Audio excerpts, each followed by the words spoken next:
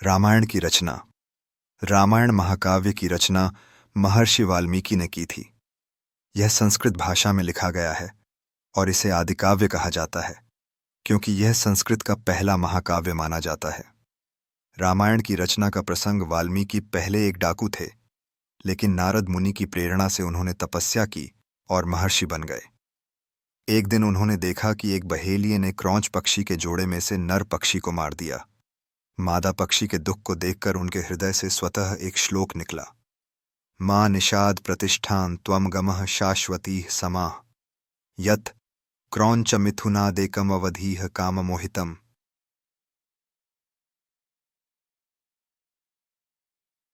इस श्लोक से प्रेरित होकर उन्होंने रामायण की रचना की, जिसमें भगवान श्री राम के जीवन, आदर्शों, संघर्षों और विजय की गाथा वर्णित है।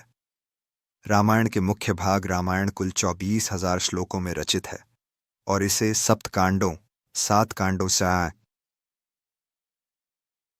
मिसन्याय विभाजित किया गया है। 8 बालकांड, श्री राम के जन्म से विवाह तक। 2 अयोध्या कांड, राम के वनवास का वर्णन।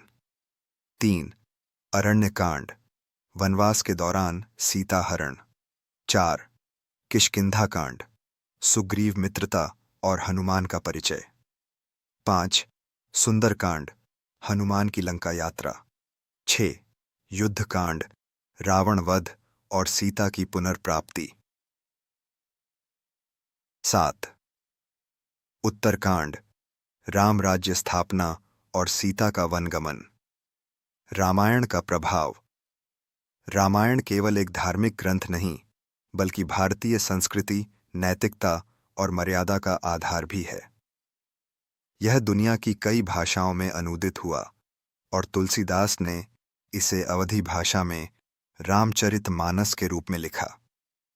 निष्कर्ष, रामायण न केवल भगवान राम के आदर्श चरित्र का परिचय देता है, बल्कि यह हमें कर्तव्य, भक्ति, त्याग और धर्म का मार्ग भी दिखाता है।